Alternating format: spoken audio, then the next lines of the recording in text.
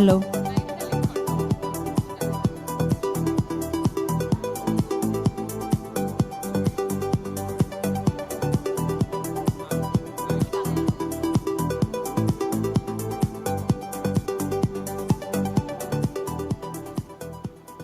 Good morning, everyone. Thank you so much for joining in, all those who are live, physical here, and also those who joined across Pan India. We'll be commencing the event shortly, so please bear with us.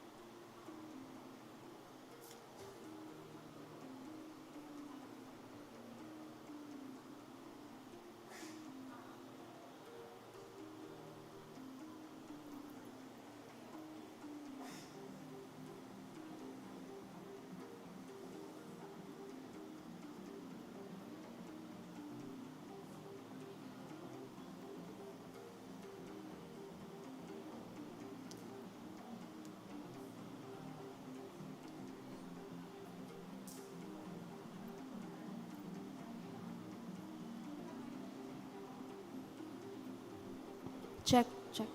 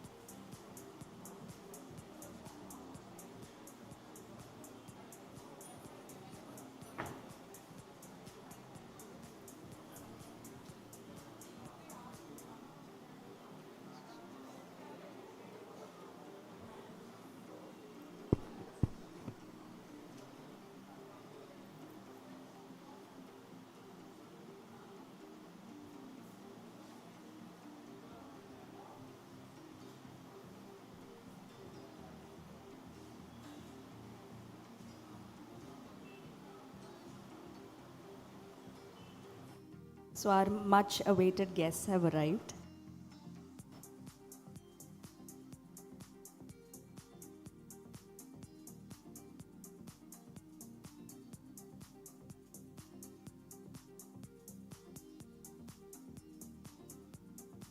Let's just invite them with a round of applause, right? Thank you so much for coming, for incorporating our invitation.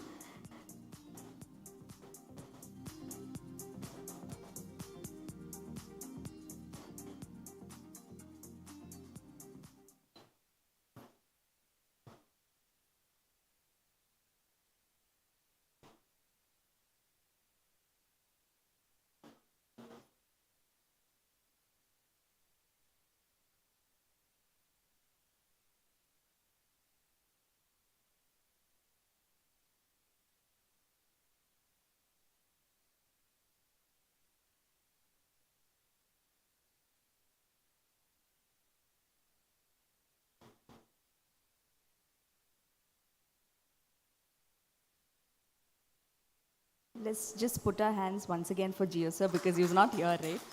Thank you, sir. All right, so shall we begin? So hi everyone, welcome aboard. So glad to see so many smiling faces here. We are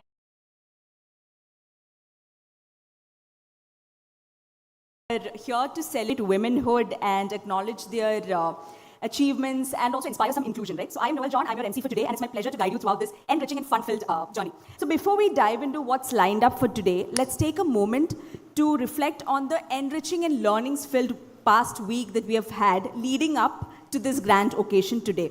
So it's been a week filled with empowerment, learnings, all in the honor of the International Women's Day. So throughout the past week, we had the privilege of hosting a remarkable speaker series, each focusing on important aspects. So to begin with, we had Dr. Seema P. Uttaman, the head of psychiatric social work, IMHANS Kozhikode, who led an engaging session on mental health.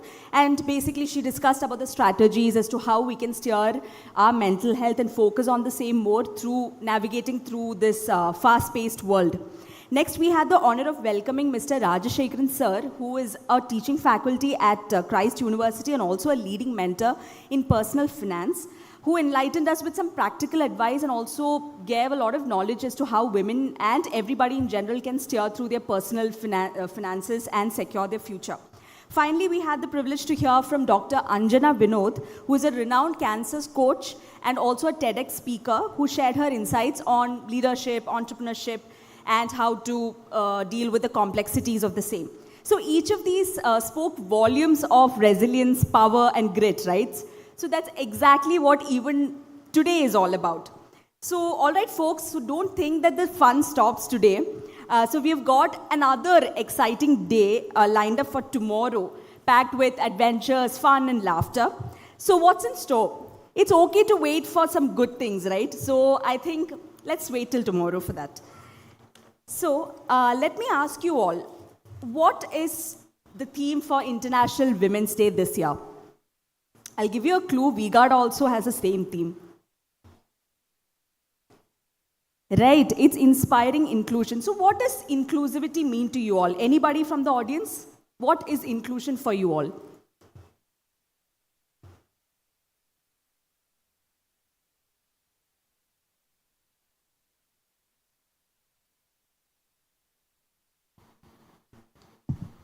So it's actually like you welcome, respect various diverse, I would say, inputs coming, and respect those kind of, I would say, the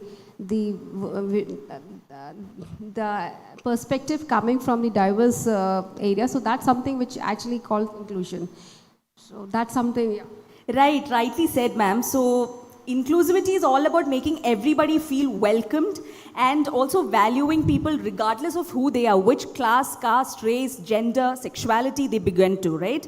So, now let me invite Ms. Pratisha Malik, the DGM and Head Learning and Development, to deliver her welcome address and set tone for today's theme, which is inspiring inclusion. Welcome, ma'am.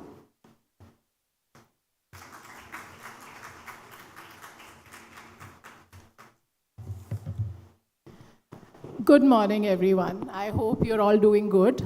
And I'm delighted to welcome you on the occasion of the International Women's Day, upcoming International Women's Day, that's tomorrow, to the WeGuards, Women's Day celebration. And this year we chose to celebrate, Women's Day throughout the week. And Noel just mentioned about a series of events and activities that we did. And today is the actual event that's getting live streamed across the country. And this is a conversation with our esteemed guest. Thank you so much for joining us. And it is imperative that these conversations happen. And this is the occasion that, gets us to talk about things such as these. So, like Noel mentioned, the theme for this year is Inspire Inclusion, right? With the sub-theme of Invest in Women, Accelerate Progress, right? And I loved how Noel just didn't speak about inclusion in terms of women, right? She spoke about inclusion in terms of everyone. And that's how I also think about inclusion, right?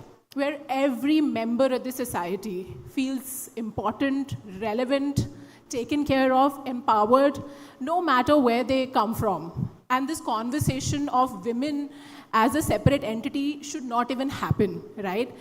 We want to reach an equitable society wherein we don't have to celebrate Women's Day separately, right? So I know we are far from that, and we will get there.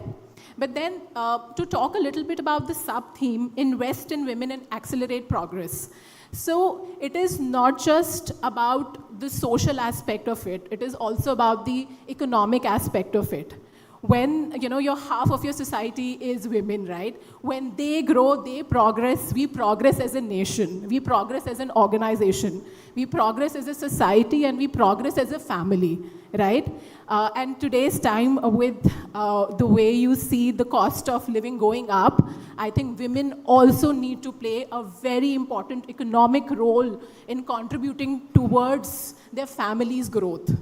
Not just growth in terms of the emotional growth that they offer the family. Even the economic growth that they potentially can offer is imperative to our nation's success and our organization's success as well. And you would see a lot of initiatives that are taken within our organization also to promote gender equality, equity, gender ratio. We are far behind given, how our organization has always been structured and the nature of our business. But then we are taking a lot of initiatives around, creating that kind of parity in time. We've taken very strict targets. We're creating green roles, and then there will be a time, hopefully in my lifetime, where this conversation will end, right? There'll be so much equality, that this conversation around gender equity will no longer be a conversation, and that's my dream state, and I think a dream state for every woman. So with that, I'm delighted to invite our guests. So let me begin by inviting Ms. Dhanya Verma on stage, a very well-known producer, talk show host, TEDx speaker. I don't have enough words to talk about her, a known celebrity in Kerala circles. And I hear she'd interviewed our chairman emeritus as well. So thank you so much for joining us and taking the time. And we really look forward to having a very engaging conversation with you today. Seat as per the picture behind. You could. Thank you. Next, I'd like to, so we have a Dhanya duo today. So next, I'd love to invite Ms. Dhanya Menon onto the stage, a very celebrated cybercrime investigator, a very interesting profession. I'd like to know more about how that goes. And then also the director of Avanzo Security Solutions Private Limited. Thank you so much, Ms. Menon, for joining us. We're so honored to have you.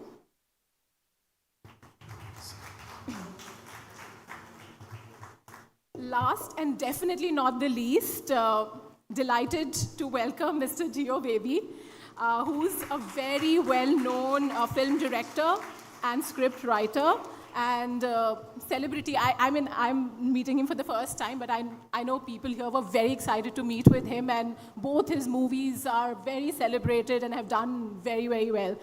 Thank you so much, sir, for joining us. So we wanted to have a panel, which is diverse, right? So that's why we've had a gentleman also join the panel. Finally, with great delight, let me invite our very own Ramya onto the stage.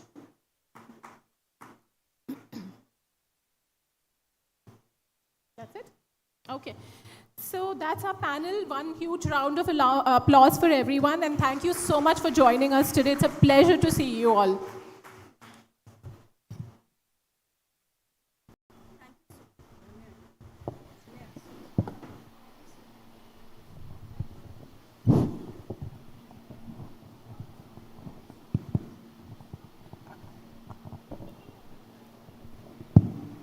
Thank you so much, Pratisha ma'am. Like you mentioned, I hope inclusivity, regardless of people's stature, happens even in my lifetime, everybody's lifetime. So she's left us with some points to ponder, right? So thank you so much for setting the context. So now we have a special moment as we dive into our keynote address. So we are about to hear from somebody pretty important in our VGARDS family. So I request you all to put your hands together for Ms. Anjana Narwal, who is the Assistant Vice President of Corporate Quality, to share the keynote address and her thoughts on Women's Day. We are all eager to hear from you, ma'am. Take the mic away.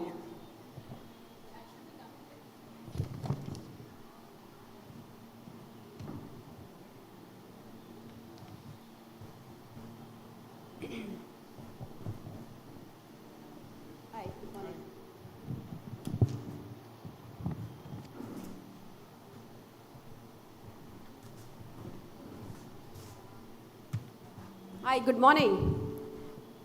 Good morning, everyone, all ladies. So everyone is looking so beautiful in pink and purple theme, yeah? So good morning, everyone. So I think Pratisha has very well set the context on Women's Day. So I will not be spending much of the time on explaining what is the objective of celebrating this Women's Day. But I think this is one day which actually gives an opportunity to honor, to appreciate, I would say, to create the awareness among the society regarding the contribution on the diversity. So that's something which is the entire purpose of this Women's Day. But my only point is, why are we celebrating in an entire year once only? I think this should not be one day kind of event. We should be continuously practicing this. And there should not be, like as Pratisha was mentioning, there should not be any like one day celebrated for women's kind of a thing. It should be like a culture we should be doing throughout the year, and they should actually imbibe in our DNA, yeah? So that's something which I will say. So few things I want to add in because I think we are already running late on time. So see, there are some responsibility also we should be taking from us on our own. It's not every time that we have to be dependent on the society to actually appreciate on this diversity. So something on the women's side, I would say what I have actually experienced or what I have actually I'm practicing on my own. So something which, see, as a ladies, we have to be coming out of our comfort zone. So that's a very important, because if till the time you will not start taking challenges, you will not start taking, I would say, opportunities, it's going to be difficult. Nobody will come and serve you in a tray. Okay, so that's very clear, guys, ladies. You have to be really looking forward, and you have to be always open up and come out of that comfort zone of yours. You can do it. Okay, so please come out of that thing that I can't do. How will I able to manage my family and work? So everything is manageable if you actually have that willpower. So things will get in line. So that is not a big thing. Secondly, you should see the ladies who are at a pretty, I would say, at a senior positions or holding a good bit, I would say, some responsible position in the organization should continuously also act as a mentor to their team members. Yeah, so they should also contribute. It's not always that, okay, I have attained a position, so that's it. No, I think that's something we should also promote. You should mentor to your team members, and you yourself first take the initiative. Yeah, then only the men will come and actually appreciate. First, ladies has to take that particular initiative. So I would say, act like a mentor, promote your teams, help them. Definitely, companies are working on work-life balance. V-Guard also have done a very good job on that. I think there's a flexi hour timings. There's a I would say work-life balance is also they are trying to maintain, and they are trying to actually do a lot of stuff on that particular aspects. Third thing I would add here is we should always continuously enhancing our skills. Yeah, if we don't enhance our skills, we will be left behind. Okay, so that also, see, your development is in your hand. It's not always in the L&D hands. Okay, I am sitting and L&D will come and train me. No, guys, ladies, that is not true. Okay, there are a lot of, I would say, good videos I can see on the net which you can actually practice in. You can enhance, keep on, and attain some skills, I think, because otherwise it's going to be difficult. How will a manager will give you a next opportunity? So you have to be keeping yourself up to the mark, yeah, so that so that you are ready for any kind of a new challenges to which your manager can actually able to give it to you. So that, I think, third area which you can actually help it out. Then you should set yourself as an example, lead by example. Okay, so that's something you should be doing it, so that your team members should be learning from you. So you please have to, and how will you do that? You have to treat everyone with respect. You should be actually giving a, I would say, you should hear them out. No, anyone, like if you're having a junior person in your team, so it's not that, okay, I should not be hearing her, but I think you should be respecting their views, you should be respecting her viewpoints also. So I think that's something you should be practicing it. So you should be lead by example, so that in future, your team members should be actually following your footsteps. Then I would say, okay, on the organization front, which I think we got yet to come to that level.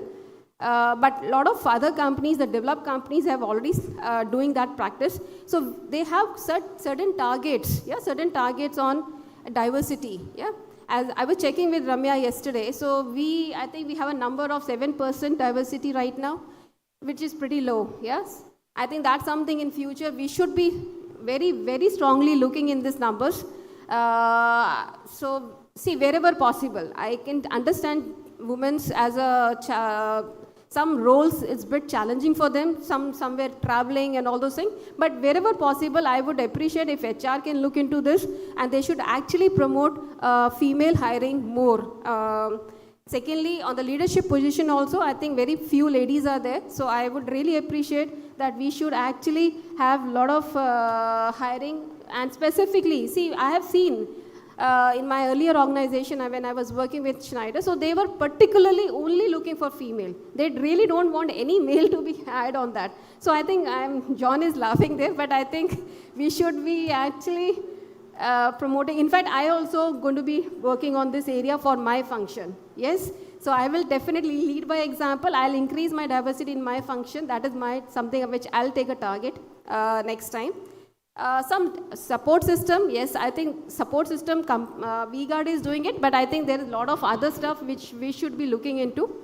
Mentoring session, we should be having a lot of mentoring session programs for women. So I would appreciate Ramya to please drive in on these areas. Frequent gathering should be there, not once in a year. I have seen on this many ladies first time sitting in one forum once in a year. I think this kind of a gathering should be more frequent, yeah? And yes, and some program for women's leadership. So there has to be some leadership program specifically only for women. So that's something which you can drive in. I've seen other companies, they have got a, ladies, they meet up and they actually have a leadership programs to be done. So this is a very quick from my side. And thank you so much to everyone for coming down here. And thank you to HR team and my seniors sitting over there. Thank you so much. And I welcome once again to our esteemed guest. Thank you.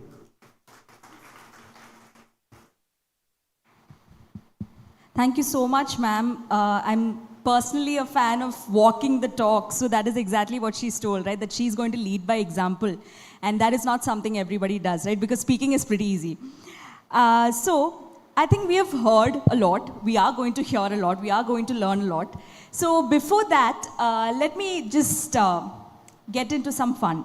Let me ask you a question. And I'm pretty sure some of you might have at least come across this question somewhere in your reels or probably Insta handles, etc.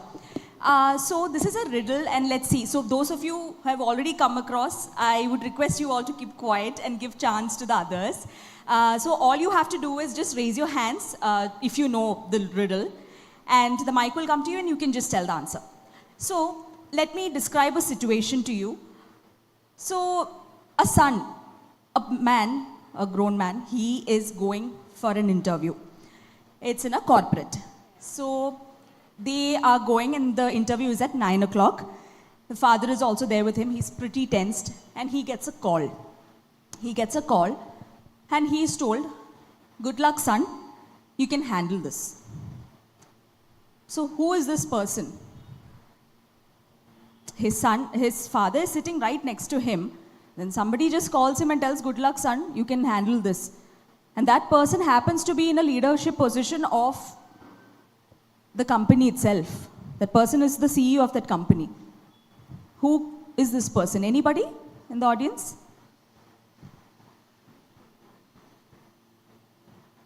You can take a guess. Right. So a father and son. So son is going for an interview, the head office of X company. The father is there with him in the car. They're driving. They stop and he's very tensed about the interview. The father is like, "It's okay. Everything is going to be fine." Suddenly the CEO of the company calls him and tells him, "Good luck, son, you've got this." So who is this person? It's a riddle.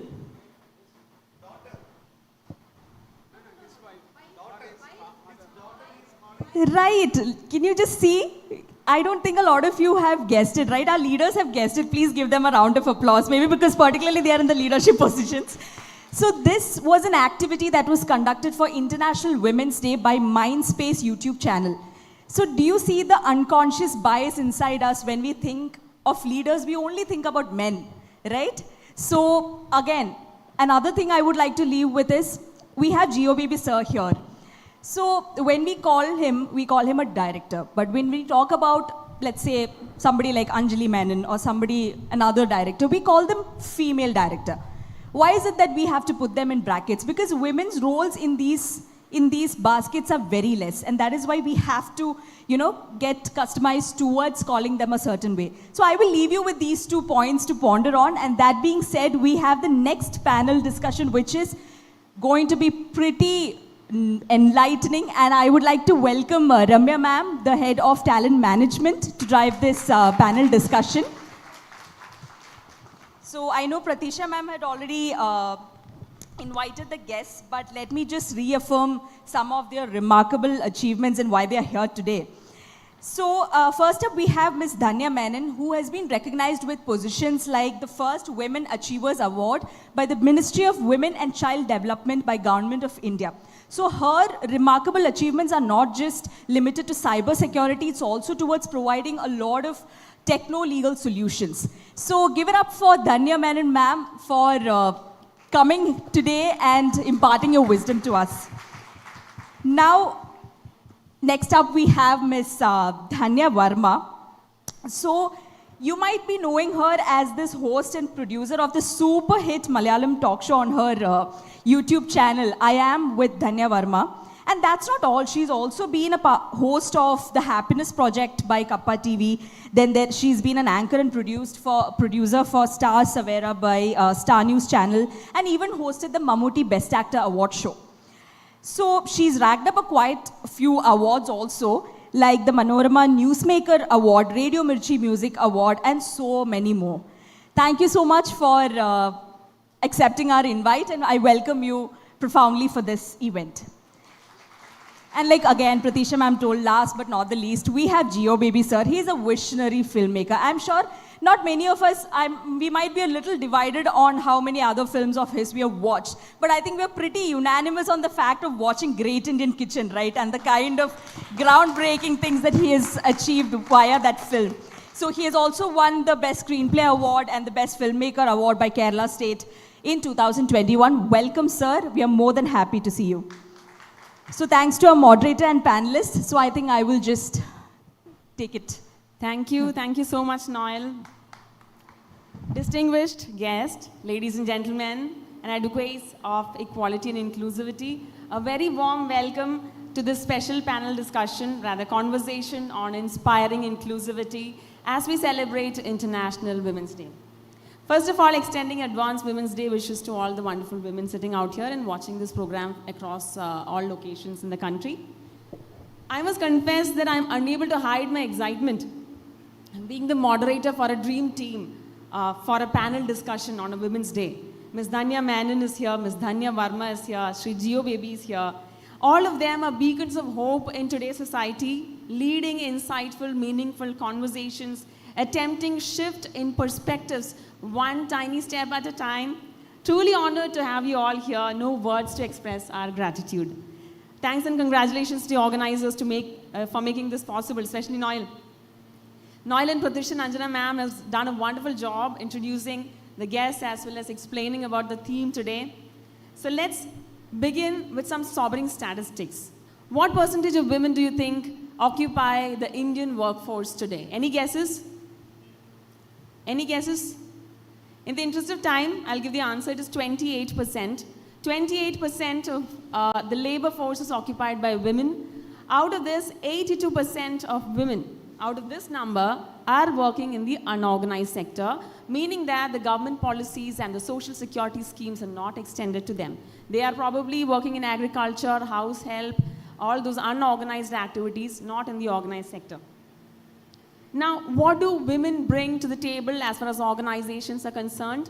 Women are better influencers. Women are better communicators. Women have a different leadership style.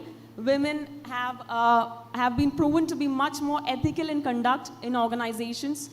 And every organization that has a diverse team have been proven to ride through challenges in the VUCA world much better, innovate much better compared to less diverse organizations. So it looks like a win for the organizations, right? What is in it for the women? Obvious things, the financial independence, finding their voice, their identity, the larger truth being that connecting yourself to self-actualization, attaining your potential. These are the things out there for women, right? So it looks like a win-win for both. Then why are the numbers dismal? When we look into these, the actual reasons, we understand that the reason is deep-rooted in our societal norms, the systemic barriers in front of women. We always talk about DEI, the organizations, the HR fraternity, especially DEI, diversity, equity, inclusion is a buzzword, but we are far from attaining any commendable achievement in this regard today. So, boiling down, creating inclusive workplaces is not possible, or it is extremely difficult if we do not create inclusive society for women. Because organizations do not stand apart from the society. It is interwoven into the fabric of the society. So, we are today extremely privileged to have with us people who have a definite take, a definite stand on equity for women, and capable of deep and insightful conversations on the topic. So, without further ado, let's begin. I will go in the alphabetical order. So, the first question to you, ma'am, Dhanya Menon.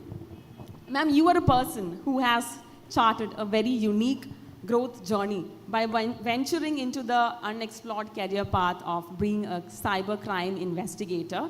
In fact, she is the first female cybercrime investigator in the country. Can we have a huge round of applause for Ms. Dhanya Menon? Please, we would love to know your story, ma'am, and the unique challenges you have faced to reach where you are today. Thank you very much. One thing I would like to really confess is that it was not a career choice made by me consciously. I didn't know that there was something called cybercrime investigation or cybercrime or cyber security specialist at the time I started off. 20 years back when I started off, I was as ignorant as anybody else. It was just that something new came up during a discussion or during a seminar that I attended, and I had somebody in my family who I consider my godfather, who was 84 at that time and I was hardly 23, 24, and he knew better than me. So he just decided that this is going to be the in thing, something which I can do, and pushed me into it. Didn't have the guts to refuse him again, because I'd refused him when he wanted me to do law and I went and learned computers. So this time when he said, you have to learn this, I didn't have the guts to say no. So it just happened with me. And one thing I would say probably which went in for me is that all through my earlier days too, I'd never wanted to do what others did in my class. 42 of my batchmates in 10th, they took up medicine and engineering. I said, no, I'm not going to do that. Just because the others are doing it, I said no. Not because I had any dislike to the subjects or I had any liking to any odd subject or anything like that. It was just that because others were doing it, I didn't want to do it. My cousins and my family all went about, they were very huge academicians basically. So I told my elder cousin brothers and sisters that, you're continuously studying, I don't want to do that, so I'll learn dance. So it was always a lookout for me that, I want to do something different which others didn't take the courage to do or didn't have that kind of an or to talk in the family and say, no, this is not what I want to do, this is what I want to do. So that is one take that I had in me probably from the earlier days. And second would be, when whatever opportunity came in, I would definitely look at it before I said no. Whatever it was, whether it was gymnastic classes, whether it was theater classes. I mean, I'm the worst singer you can find in the world, but I've still gone for music lessons for 2 years just because I wanted to try it before I said, no, it is not my cup of tea. So I would try every opportunity that I came across before I said no. So these are the two reasons probably I got into something new at that time, which definitely was known to the entire society. Challenges that I faced, like any other field, there were a lot of gender bias that was thrown out to me. Anywhere, like any other society, any other field. I don't think it is unique to my field or some other field, but it has always been there that there was a gender bias. And of course, then this entire thing that, a woman has just come up yesterday and they're coming to come and teach us what they want to do or what the industry should look like and all those. So these things happen. I think it happens everywhere. Then, of course, social dictums, they are forever. I don't know what for. Because the moment you go out and start working, then, you're not a good wife, then you're not a good mother. I've been perpetually made to feel guilty about not being the available mom at home. But I think my mother was always taking care of me and my sister at home. And I've always had that kind of a relationship where I always agree to disagree with her.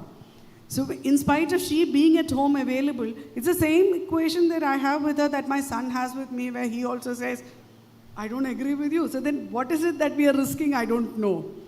I really haven't even come to terms with understanding what is meant by the good mother that the society wants us to play. So this social issues have always been there, working hour issues, locations, because I travel a lot.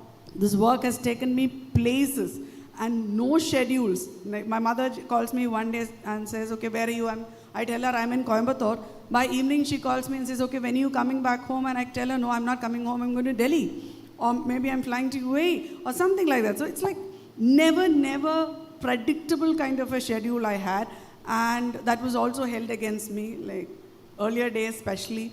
These days, of course, because like the introduction definitely gave me the celebrated cybercrime investigator. So after I started appearing in the media, things have started changing a little bit, but otherwise it was really bad. I mean, the judgments that the society passes, they are the only challenges I had actually. Thank you very much, ma'am. I think I'll move on to the next guest, Ms. Dhanya Varma. Ma'am, I'm intrigued by your unique journey as well. Amidst a lot of clutter, you have managed to create a niche for yourself in this industry as a sensible, bankable, reliable talk show host. And you're also a producer, actor. So it's a unique journey and a unique position you have in the industry. We want to hear from you about your passion, your journey, and your challenges a little bit. Thank you so much for having me, first of all. And before we go any further, and I tend to digress a lot, so I hope you will bear with me. Before I answer that question, the first thing that I would like, what I noticed here in the audience here is, why are there so few men? If it's Women's Day, how can you talk about the progress of women? How can you talk about women empowerment without the participation of men? So first of all you ladies out there, I want you guys to give a big round of applause for the men who are seated here. Maybe their bosses told them, don't go anywhere, you have to participate, but whatever it is, they are here, and let's give them a big round of applause, because it means a lot to have the men participate. Women cannot be empowered truly in the truest spirits without the men participating equally and with their whole heart. So I'm just leaving that thought there. I will come back to this thought at a later point, but answering your question, I moved from Kerala to Mumbai when I was 18 years old, and I was doing my graduation there. First year I did it in MG College, Thiruvananthapuram. And after that, I moved to Mumbai Satya College. There was a eligibility certificate problem. So because of which, because the way it is in Kerala, we had a strike going on and I didn't get the eligibility certificate in time. And due to that, I had to repeat an entire year. To cut through the chase, I just applied for eligibility. I did not get it. And a friend of ours put out an article in the newspaper, then Times of India, about this student who has lost a year and had to repeat for no crime of hers. And thanks to that article, the entire lot of students who had come from different states to Mumbai University, their process was speeded up. Their universities, respective universities were contacted. The whole thing speeded up. And that's for the first time. I was a chemistry graduate then. And that's for the first time I realized that media, if used in the right spirit, can bring about such a huge impact in the lives of many, at least in the life of one. But it has to be used in the right way, and that is the first time I got exposed to media as a profession, and that's when I decided to take up media. I was always on the creative side of things, so it was much easier for me for the transition. I moved to Pune. I started my job with Kaun Banega Crorepati in Mumbai, and then I took on the role of a producer and anchor. Now the challenges, just incorporating the challenges bit with it, my challenge has always been from the family circuit. The primary responsibility of raising children always falls on the women. So what happened is, when I got married and I had my child, my husband got transferred out. I had to move with him because I had just had a 3-month baby. I had to quit my job, which I had painstakingly built for more than 8 years, almost a decade, in Mumbai. And I had to put in my resignation and move to Kerala. Again, it was a profile where in the media, we do not have that kind of a support structure. So it takes 12 to 14 hours of work to work in a company or in a production house with a little baby. It was very difficult. and I didn't have a support structure at home like a mother or a mother-in-law. So I took a freelancer's role, which would help me be in touch with the job that I absolutely love, which is media, and yet be, productive, constructive with myself and keep my identity intact. So that's how I started as a freelancer with Talking Point in Kerala.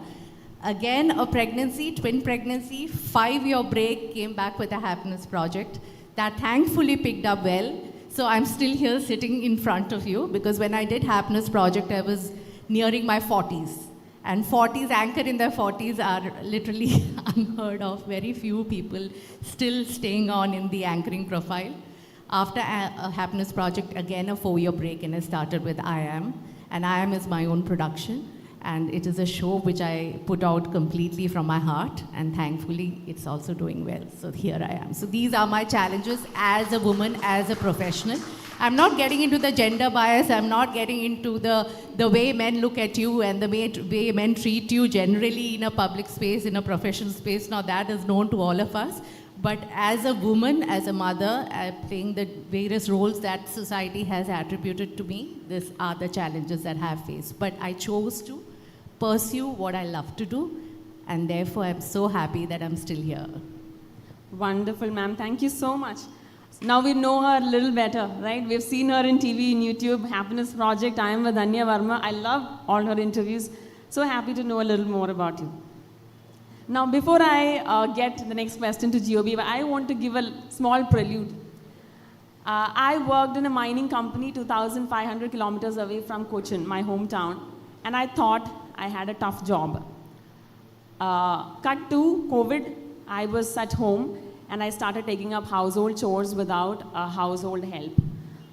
And I lost in a span of 2 months about 4 to 5 kilograms, and I understood how difficult it is. And then, that was in 2020. In 21, I see the movie, The Great Indian Kitchen. What a masterpiece of a movie. Can you have a big round of applause for Geo Baby? It is India's second best movie in 2021 as per IMDb ratings. And it won, as Noel said, the Kerala State Award for the best film in 2021. So that movie, I could relate with every scene in that movie. The protagonist doesn't even have a name. Right? And the movie is a subtle yet powerful message that the politics of gender begin at home.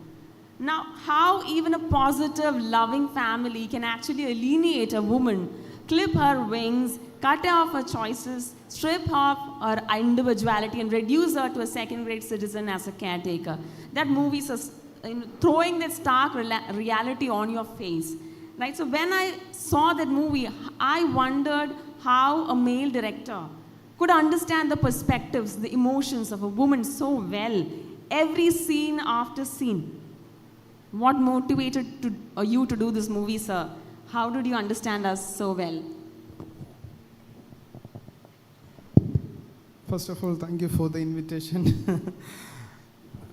I'm a little bit emotional because of your words. Thank you. Great Indian Kitchen, it just happened.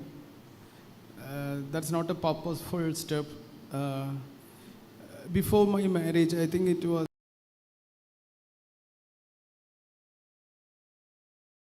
in 2015, me and my partner, Beena, we take a decision that we will share our all jobs, all household jobs.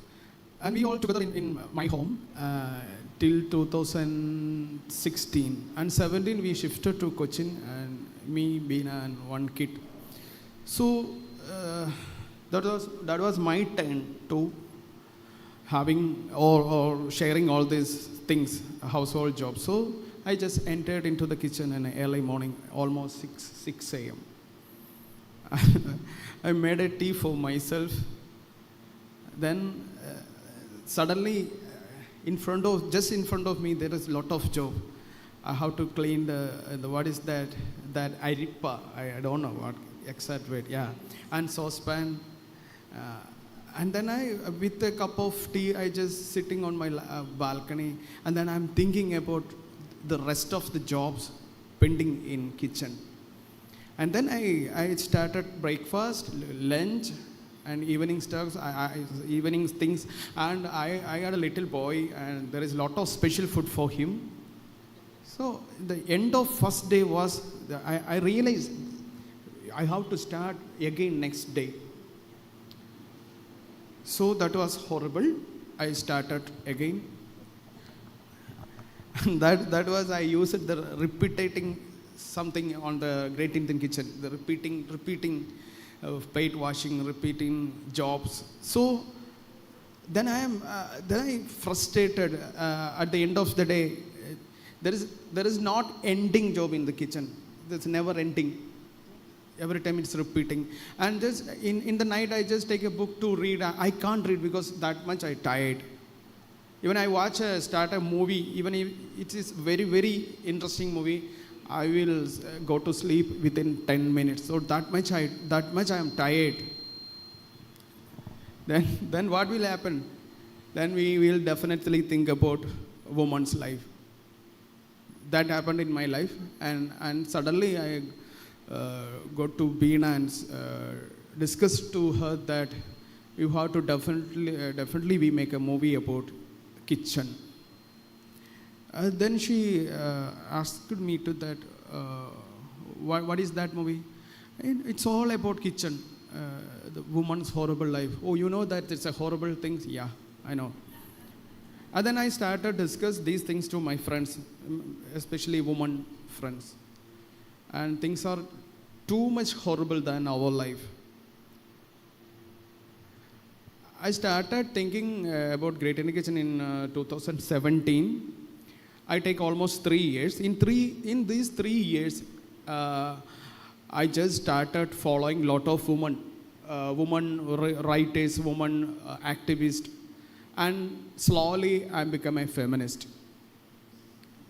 Yeah, accidentally. I know what is feminism right now. I know that what the relevance of feminism, why we need feminism in our society. So the Nimisha's character, the same exactly from myself. That's me. And the Suraj is also from me. And the father, the lot of characters shades from myself. And there is a lot of eye-opening things happened after the Great Indian Kitchen. Me and Beena, my partner, became much more friendly. We can discuss anything after the Great Indian Kitchen, or in the journey of Great Indian Kitchen was a lot of changes happened in our own life. So I know that, I definitely know that we need a woman perspective in every action. So, and then I realized that we can look at in our kitchen, the kitchen designed by men. Right now, still this happen because right now I'm searching some flat for buying or staying flat for in Kochi. But these things are designed by men. I think V-Guard got separate division for, they are building flats right now, V-Guard. So, there is no woman perspective in, we need woman perspective in everything, but we right now till we doesn't have that. That is the reason of Great Indian Kitchen, because I already told that that's Nimisha's life is mine, and I told you that my night ending like that. Even in the bed, I just suddenly remember that I have to put kadala in water for tomorrow's breakfast. So that was a horrible thing to the kitchen.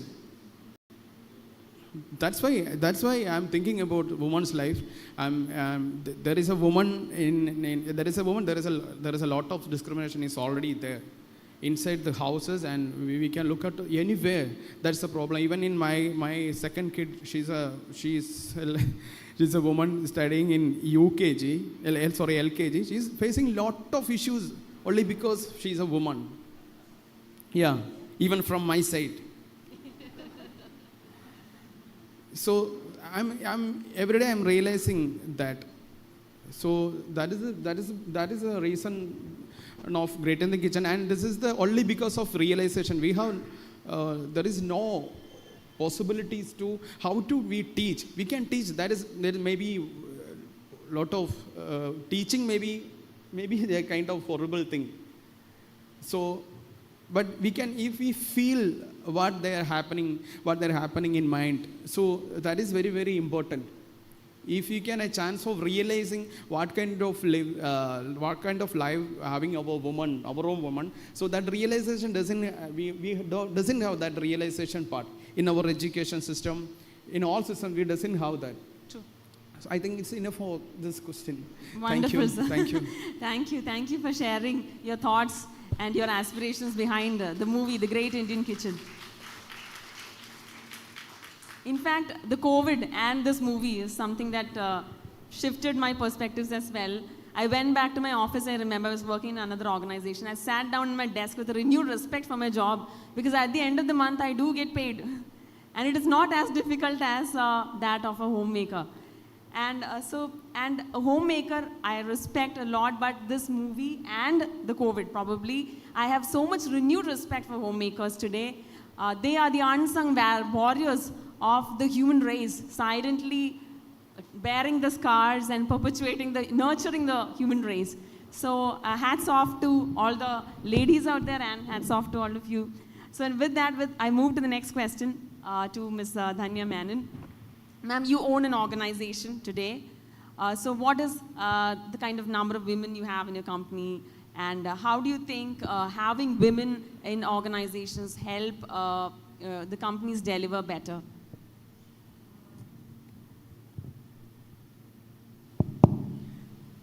Actually, I have not consciously made an effort to induct more women. Not because I don't favor women, or I just believe that, I just wanted to make a change where I didn't have to make a gender choice anywhere. I just let my office flow in whatever genuinely it takes, or organically grow in that. I really being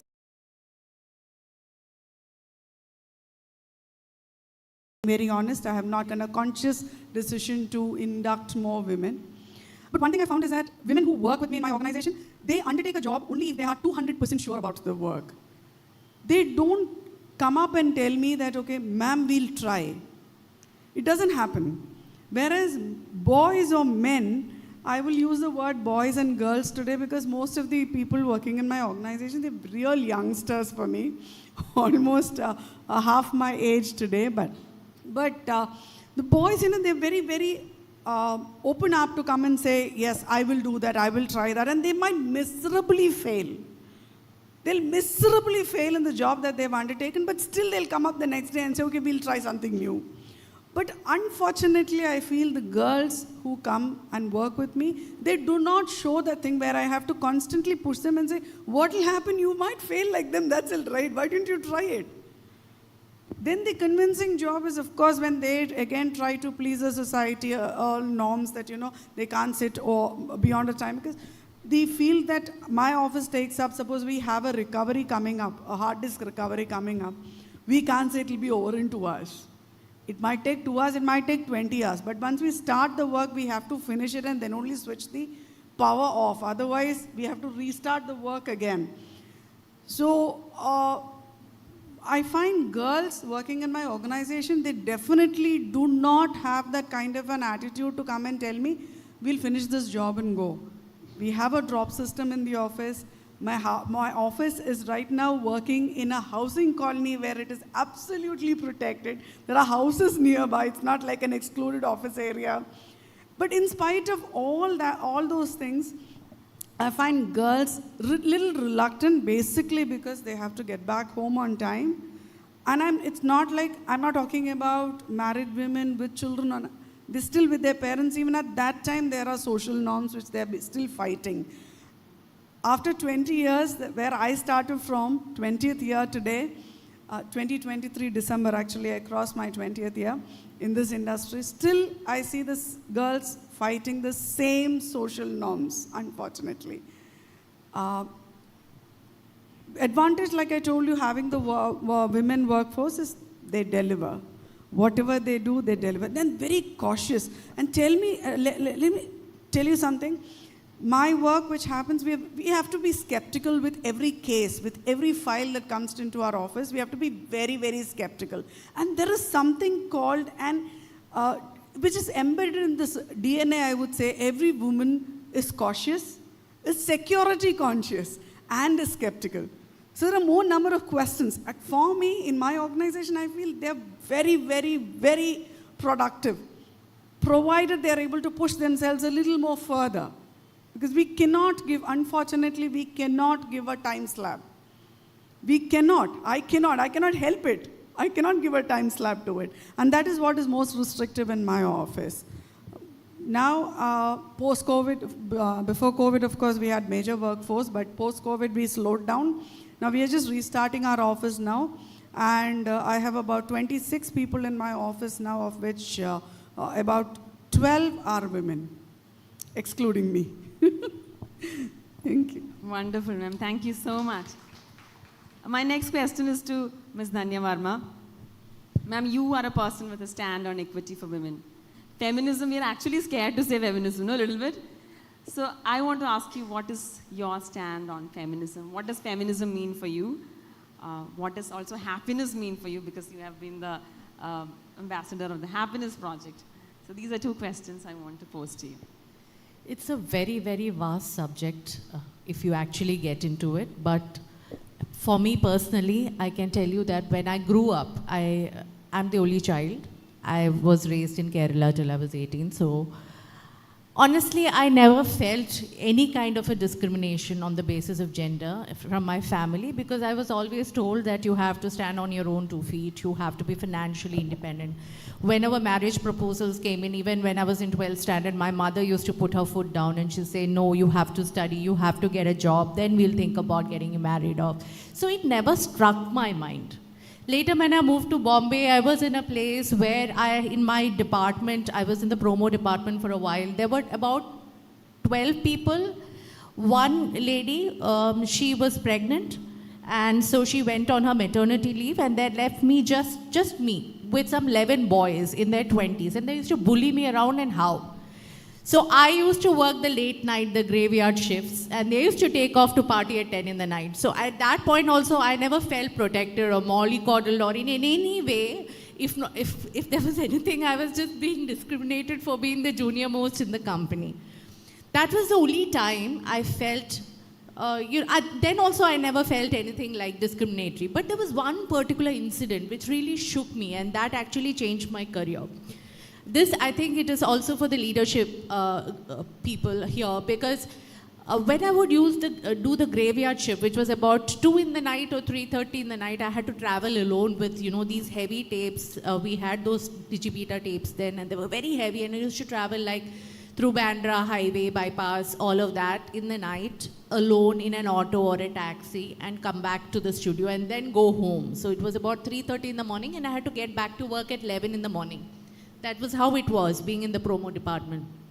One night when I was leaving from office, the auto rickshaw stopped suddenly and in a dark space, and then he started mouthing obscenities. I realized that I was in a very tricky space, and I ran. I ran with my bag, and I ran back home because thankfully my house was not too far away. And that kind of shook me to the core, because primarily as women, to do well in your workspace, what you need is safety. Physical safety in our society today, even today, is a concern. Just being safe is a concern. Being safe in your workplace is still a concern. As long as safety is not addressed, women cannot grow in any workspace, and also in a social public setup. How many of you can walk back home at 10 in the night through the main road? We have to face that reality somewhere, and that is, of course, for the government, all the infrastructure to come together. The next thing is when I got married. When I got married, and in my family, I don't know, for some strange women were always very loud, like me. So that was the norm. But when I got married to a family, it was very different there. The men were it was a very patriarchal setup. And though they're very kind, they're very loving, they're very generous, but I could sense the difference. The women never worked. So they never went outside to work in the closest circle of family. So when you go get married to that setup, you suddenly realize that you are an odd person out because your value systems, the way you look at things are very different. So that's when I first realized that this kitchen is a big trap for women. Though I used to see my mother in the kitchen a lot, but she used to thoroughly enjoy it for some strange reason. I can't still figure it out. But there I saw, like, when Gio did the movie, I know I'm forever indebted to him for the movie, because I saw how kitchen can be a trap. Where you morning, breakfast, lunch, dinner, and even serving tea. A small role as serving tea falls on the women and not the men. How many men wash dishes in their own homes? Today, if I'm sitting here, I'm seeking the help of not the man in the family, I'm seeking the help of another woman who's coming here and working for me. Poor thing, she wakes up at 5 in the morning. I woke up at 4:45, that's a different story, but 5 in the morning she wakes up to make food, chai, breakfast for her son, who is sleeping till 9:30 in the morning, packing his bags and going to work. She comes back, goes back home at 8:30 in the night to make dinner for him after working in my house. So this is where the problem is. The problem is not whether women can do the jobs or take on the roles, or it's not about that. Nowadays we have this idea of women can do it all. No. Women cannot do it all unless there is enough support coming from various sources, including the men in the family, and primarily the men in the family. Men do not take on the primary child care roles. They are not the primary caregiver. Why is it always on the woman to look after the homework, to look after the kids' jobs? She's getting the money home, okay? She's working alongside you, but the primary responsibility of the home is still with the woman. And as long as it is not equally shared with the partner, that the woman is not free to take on more roles. And I think it boils down to the basic unit which is within the family. How you raise your daughters, how you raise your sons, more importantly, and what kind of partnership exists between the man and the wife. If I have adequate support from the man who is taking the primary responsibility of the children, I can take on more roles outside. It's as simple as that. And also the organizational structure. If I want to take my baby to work, I have to breastfeed the child. Do I have a creche in the office where I can safely leave my child and breastfeed her from time to time? We don't.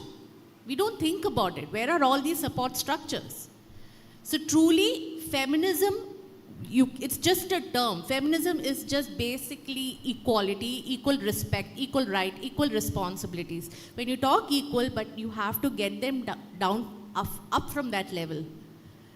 And for that, you need those support structures in place within the family, within the society, within the company, without which the women cannot really break the glass ceiling.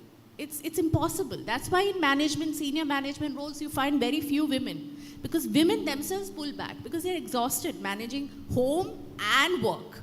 It's like you've got to do it all. I'm sorry, I'm feeling a little angry.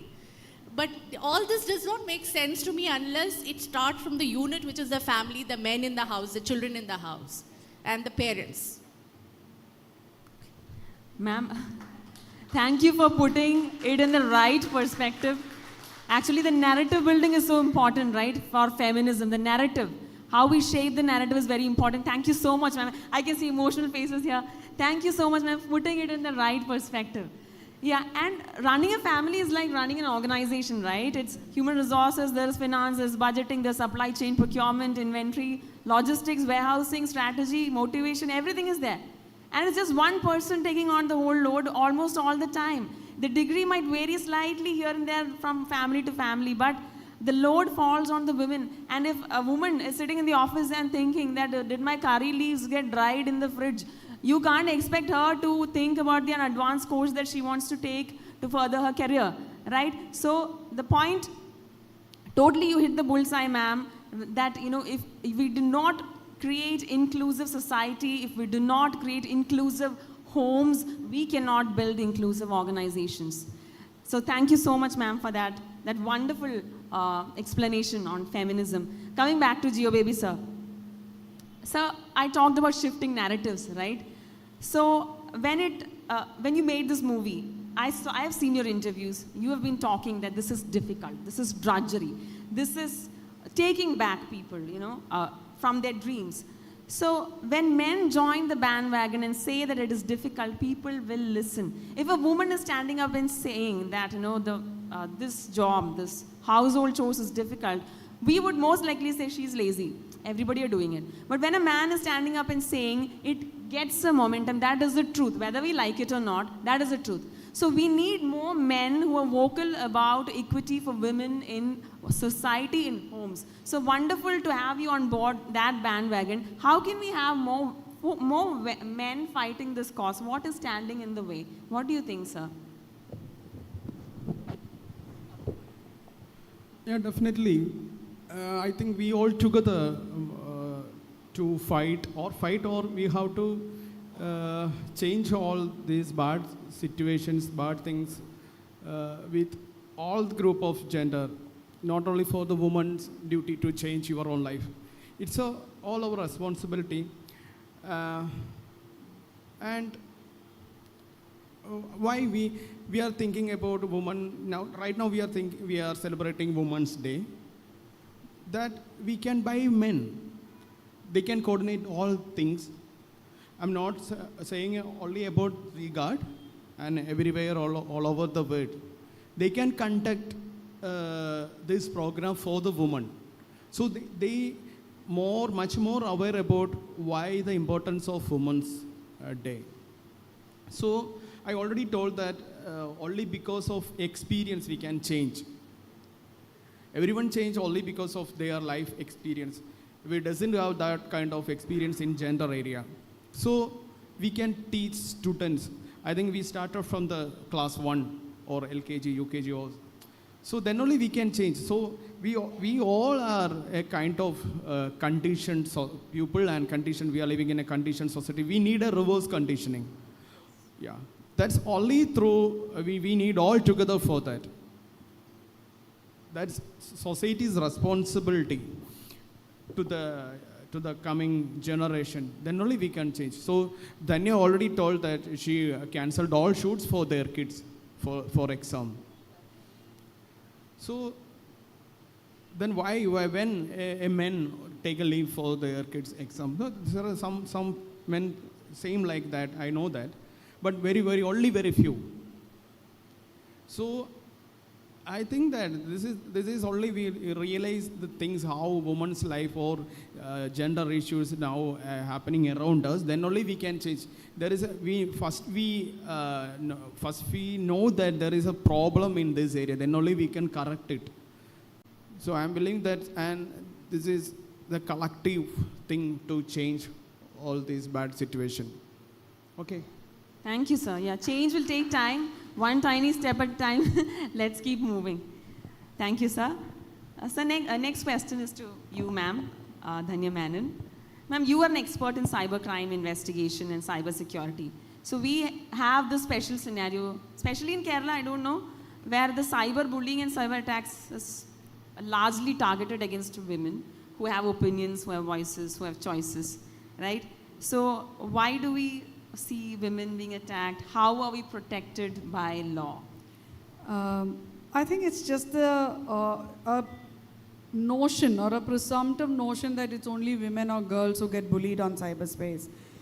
Actually, if you look at the actual statistics in my office, never ever in any year over the years we have been able to wind up saying that women or girls have been attacked most. Okay. It has been equal.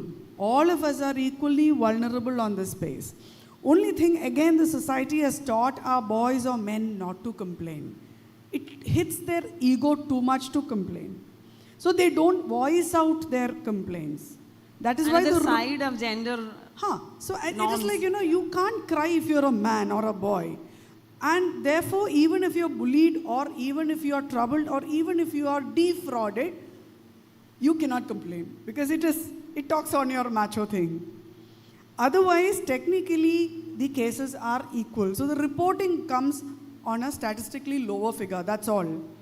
And women, it's like, we teach our girls itself from the very beginning that you can cry, chalo, you can cry, make a noise about it, and then the issue is settled. Again, I'm telling you, the reporting is very, very low. But compared to the opposite gender, women tend to report it. Why is it a little louder?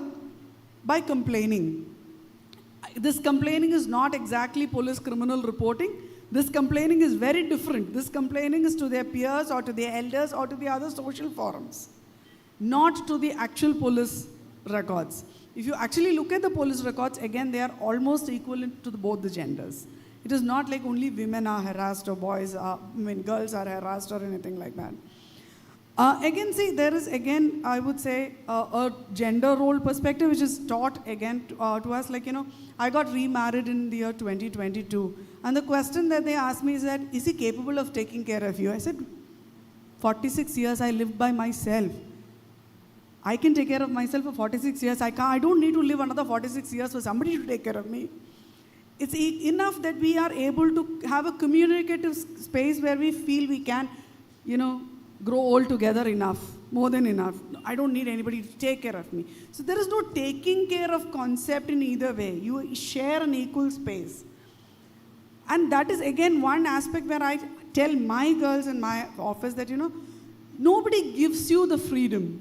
Nobody gives you the space. It is yours. Take it. It is yours. The opportunity is there in my office. I keep telling my girls all the time. It's all there. It is yours. You have to claim it.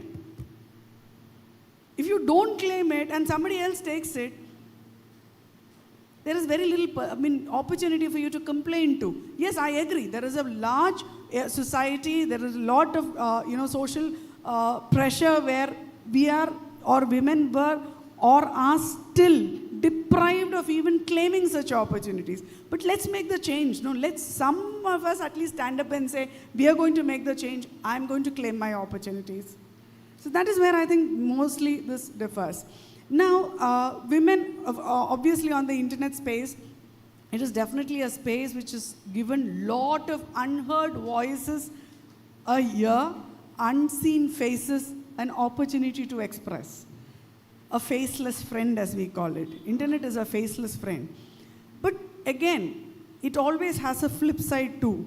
Is it trustworthy? You have to ask yourself these questions. Is it trustworthy? Is all the information that you put out on the internet necessary?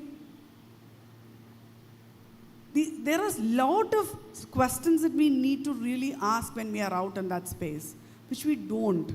Again, because of the social pressure and peer pressure.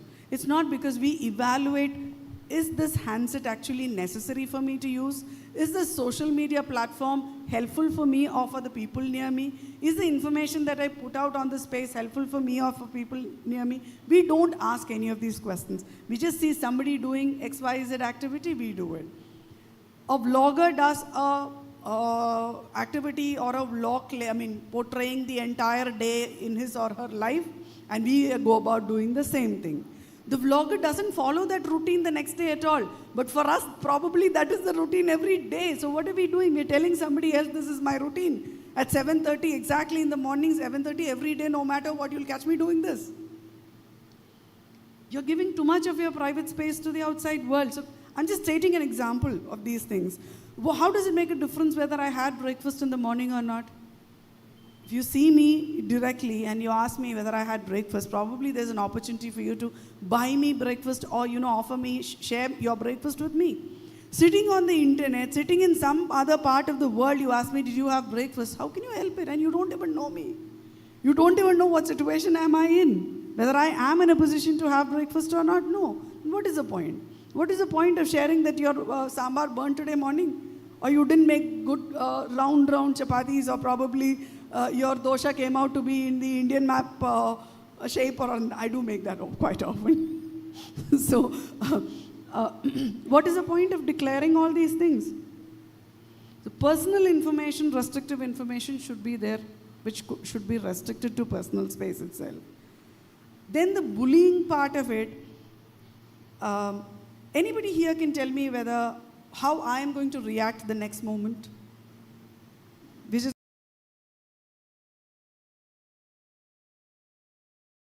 going to hit 12 noon. At 12 noon, how is Danya Menon going to react? What is she going to do? I myself cannot say that. There is no prediction, 100% sure shot prediction to human mind. So how can you sit in somebody else's mind and start dictating terms to them?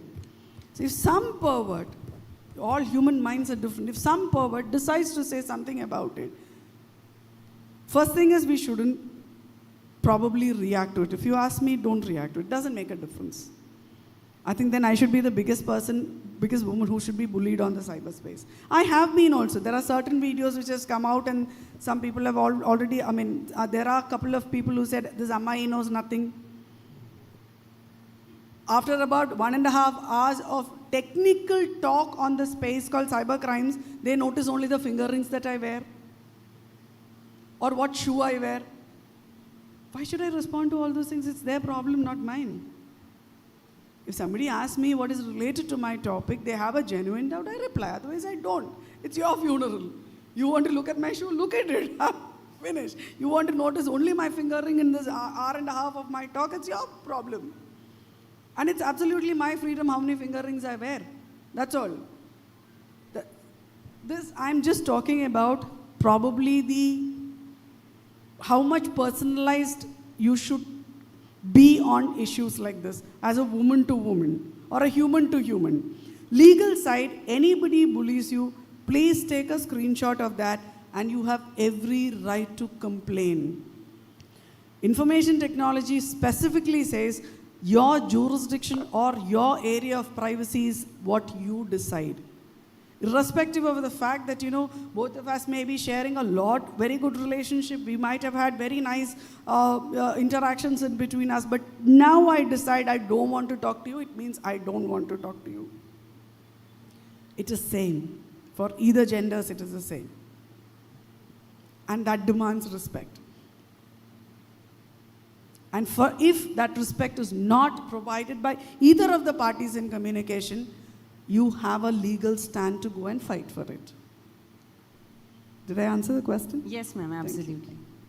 Thank you. Thank you, ma'am, for answering that question so perfectly, putting it in the right perspective once again, that cyberbullying is equal for both genders, right? And it is just that the gender bias works against men in this case, where they do not really come up with a complaint. And also, thank you for elaborating on the law side, which will be helpful for people. Yeah. So, ma'am, the next question is to you. I don't know how many people will agree with me, but I have often felt or noticed that women are the biggest, or probably the biggest flag bearers of patriarchy. Because I say this because as a teenage girl, when I used to be in a social setup, there will be one auntie who will come and say, don't sit here, sit that side, no. Men only will sit here. Something like that, So I've always felt that women take it on their shoulders to reinforce patriarchy in every possible way. I felt like that. Do you agree with me? And if so, why do you think women take this burden on themselves? I'm sure everybody don't, but they do. And if at all somebody has come to me and talked to me like that, it's always been women. I don't know how many will agree with me. What do you think about it, ma'am? I absolutely disagree with that, first of all. Okay, ma'am. And if you tell me, let me just take it a little further, a little off.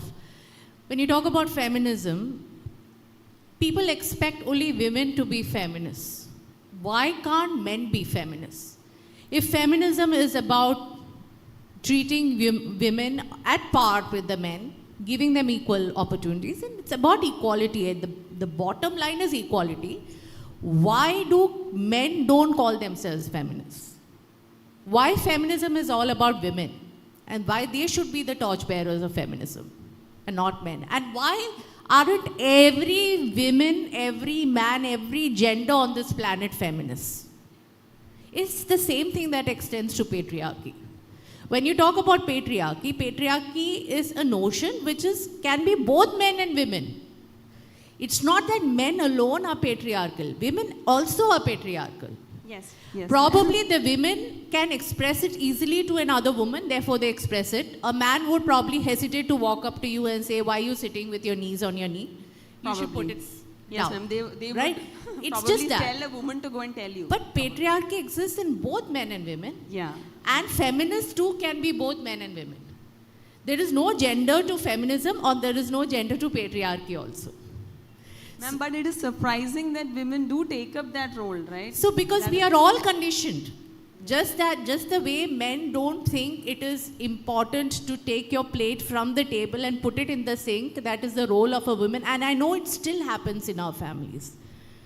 It's the role of the women. That's an act of patriarchy. And that's an act of patriarchy when a woman picks up that plate and puts it in the sink and not questions a man as to why you have not put it there.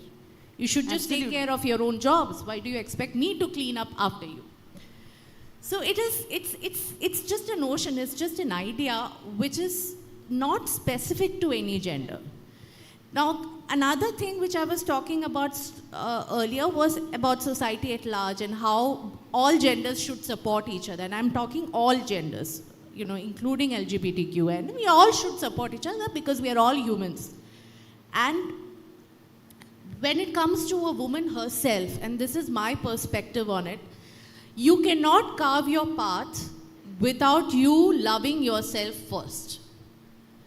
If you have to carve your own path, you have to first love yourself. You have to ask yourself, what do I really want? Because at the end of the day, it boils down to the freedom of choice. I choose to stay at home and I want to look after my children and I want to take care of the kitchen. That is a different thing.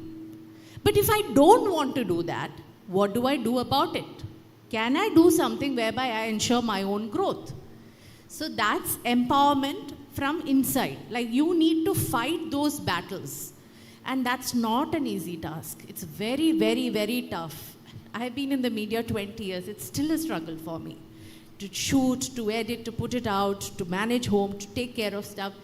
But that's a battle I choose to have because I know that this Dhanya will not exist without the job that I do and absolutely love it. Simple instance, I'm looking for a production in charge for my show. I have been looking for a female production in charge. My teammate is here, he knows. None of the girls know to drive. That is the first prerequisite I have. I need a person who can drive. None of the girls know to drive. And I don't know how to help that. I have 7 boys on the team and I really miss having girls.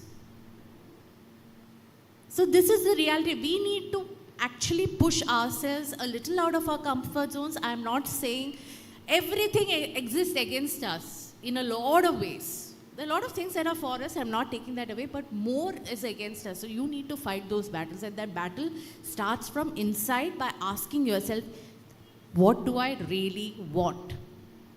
Find that answer for yourself. We are all taught to be people pleasers. We have to please our parents, our children, our husband, our in-laws. I think we need to first please ourselves first. Let's stick with that thought and do what we really want. Thank you, ma'am. I think the gist of it is that, life skills, it should be same for everybody, right? So we can see how women pull themselves back because they don't have certain life skills of driving. So so I get your point, ma'am. Wonderful answer. Thank you for that. So the gist of it again being that patriarchy does not really, shift to any gender as such. It is uniform.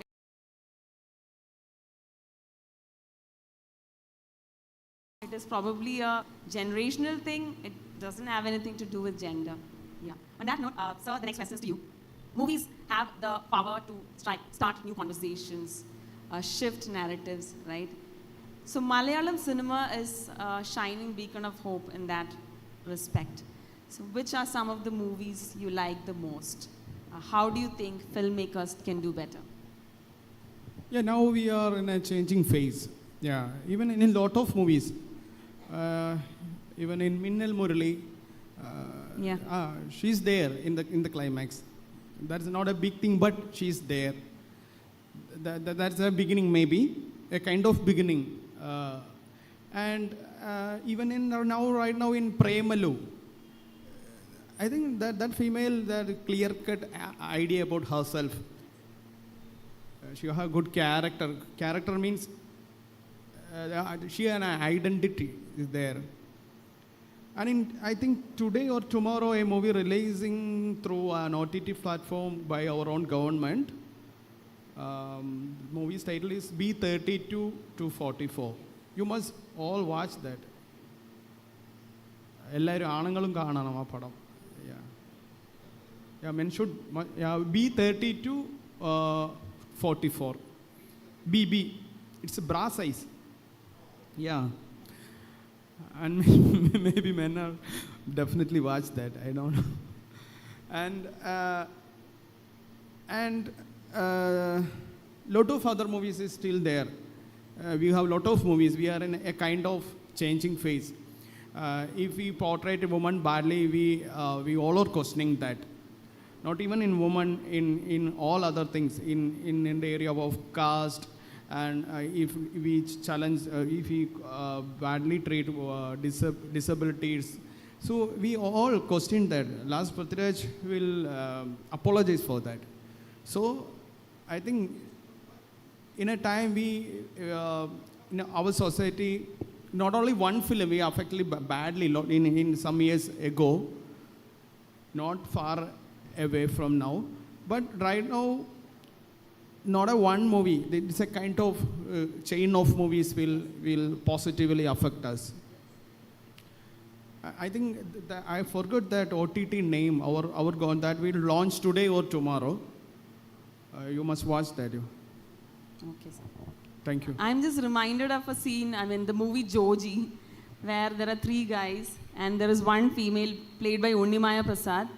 And if you watch that closely, in every shot, she is doing something. Chopping, cutting, cooking, washing, cleaning, while the guys are having conversations, talking, thinking. So I don't know, I think Malayalam movie fans have the potential to notice these things, yes, right? How movies are bringing out reality in front of you. So I was just reminded of that from your conversation. And she's handling one gas cylinder. Yeah. There is a taboo question for the women. Can you handle a gas cylinder for yourself? I think there is an answer from that movie. Unnimaya handling a gas cylinder. So, okay.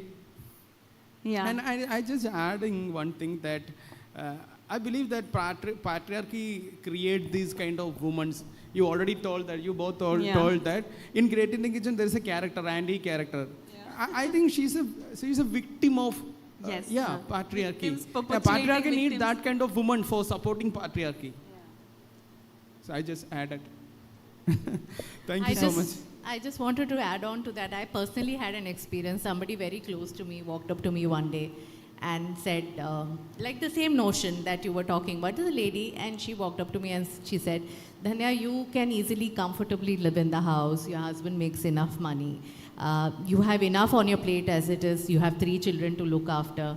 Why do you have to do all this?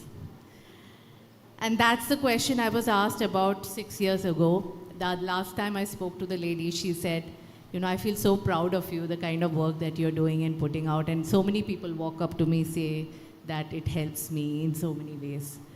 So it's only up to you what you want, and you have to start somewhere. You'll have battles to fight.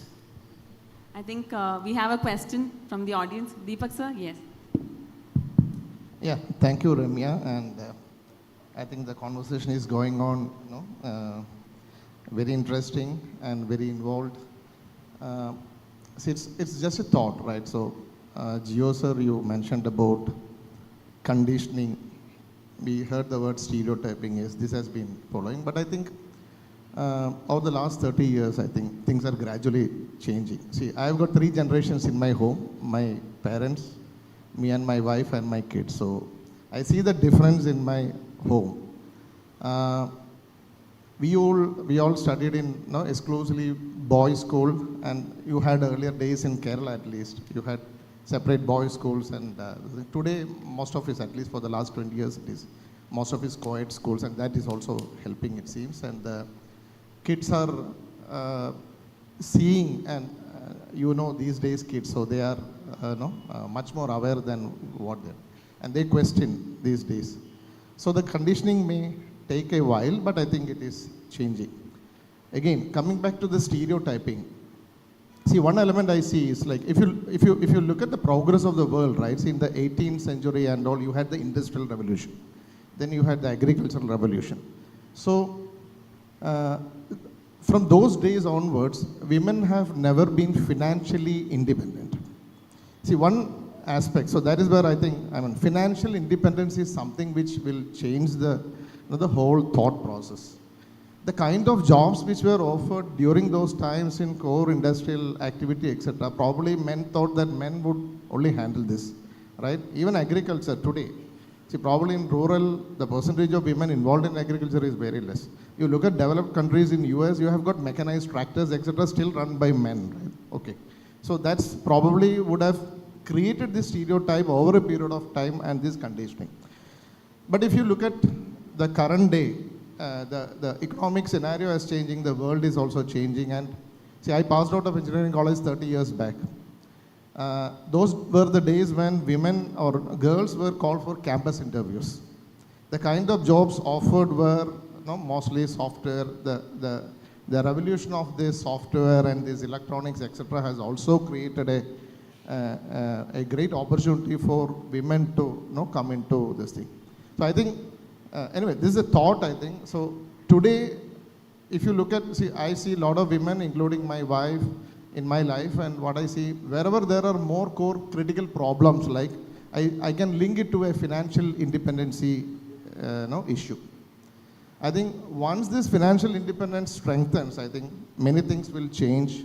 And today I see a lot of women being independently, they are able to voice their thoughts, their messages, etc., and they can stand bold against many stereotypic conditions. That's my thought. Yeah. Yes, Thank you. definitely. Yeah. And our government thinking about for paying for the household jobs for the woman. Is that something I've thought about, sir?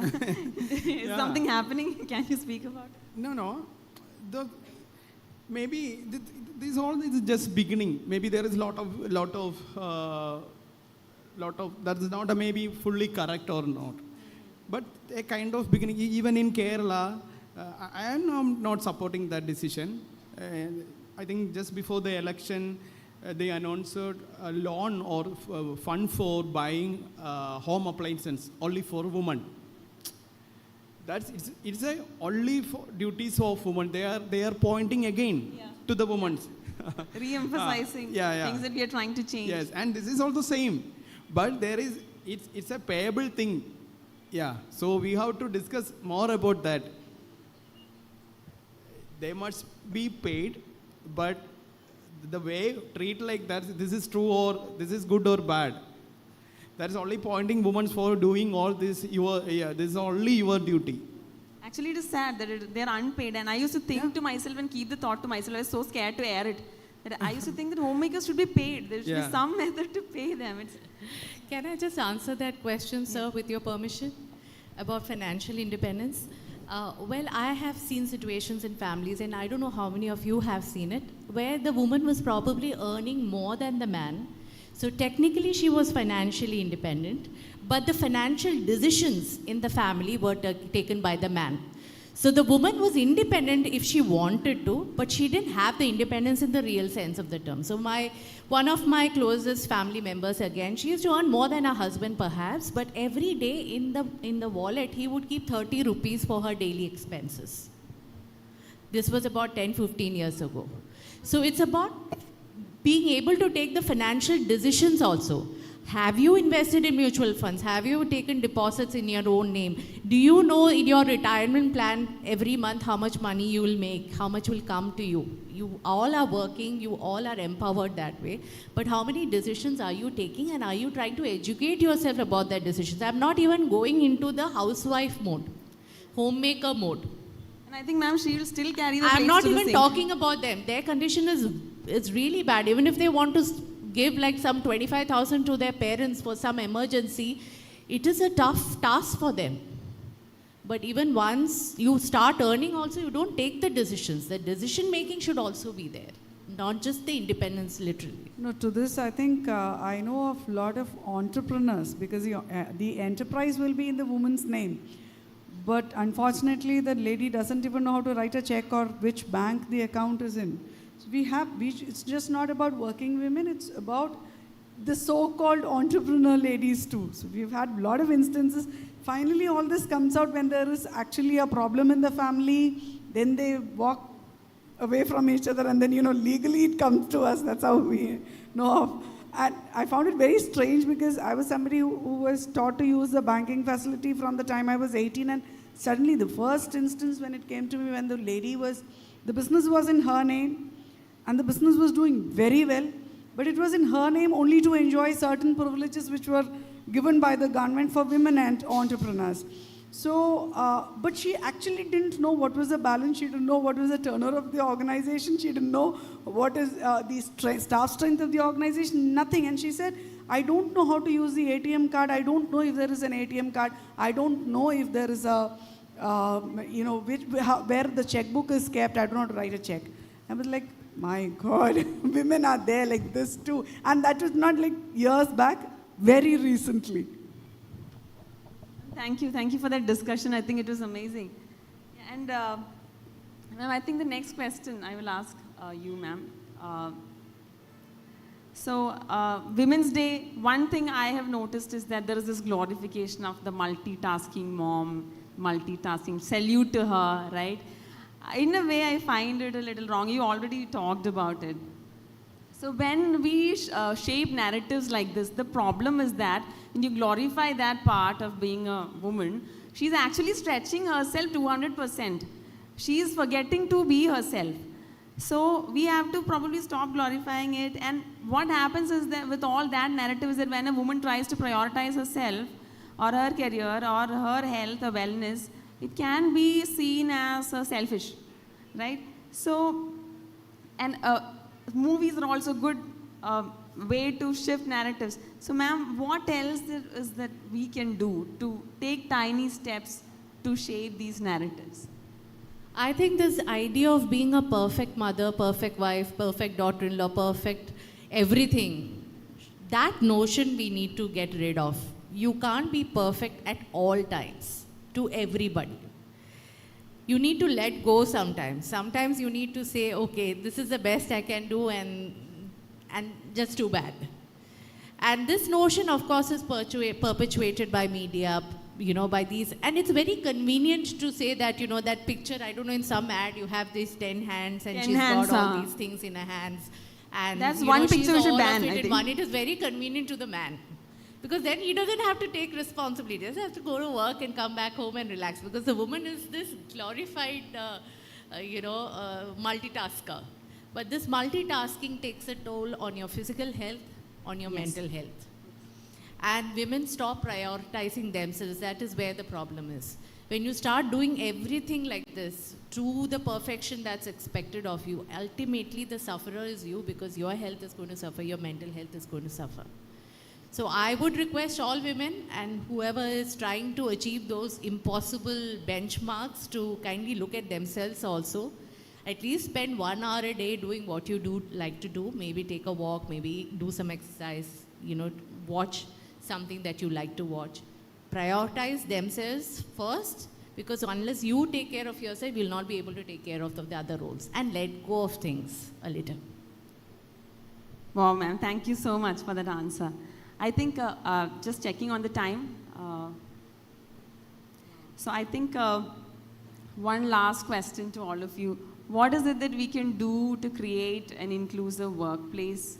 Inclusivity sometimes also means it's not just tolerating, right? Women's needs we talk about equity. How is equality and equity different? Equity is about understanding that different people have different needs. Not just understanding, creating an environment of acceptance, right? Not just tolerating that, oh, she has to go on time because she has 2 kids. Not that. Accepting, creating an environment where we have acceptance that this is a man's need, this is a woman's need. Both are perfect, both are okay. Thankfully, we work in an organization like that. So, ma'am, but this is not a reality out there in the world. So, what are the tiny steps towards building inclusivity in organizations? Most importantly, building inclusivity in our own homes. What are the tiny steps we can take? This is an open question to all of you. Yes, ma'am, please. I think running an organization of my own, the little I can say is that as an entrepreneur, The only thing I can probably afford today is to place opportunities equally to all the people who work in the organization. Again, not just gender biased, it also, one thing that I've told my people in my office is that you can choose your table, you can choose your chair, you can choose your room. Because mine is a very small space. It's not like huge like your VGuard office. It's not like 12 floors and all. It's just 3 floors. So I said, you can do any of those things, but you have to be inside this office. You know, it's like saying this is your area, but you can move about in between wherever you want. There will be limitations at the end of the day, I definitely know.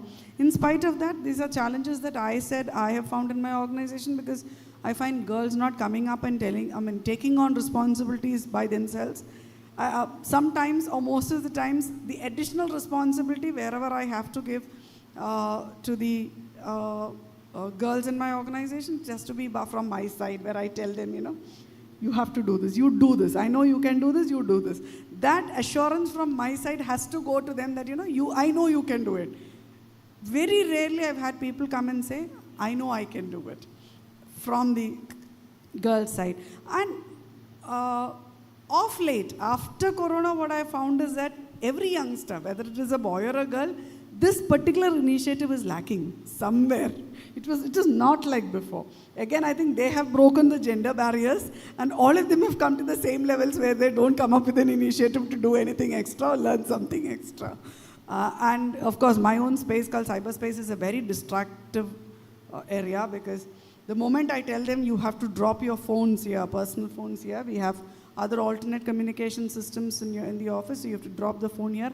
I have people just walking out without even attending the interview, because they cannot let go of their Facebook, Instagram, Snapchat, and things like that. They can't. So this particular platform called social media interaction or internet per se is very distractive. Very, very distractive is what I found. And productivity, definitely there is a impact on productivity in the organization as well.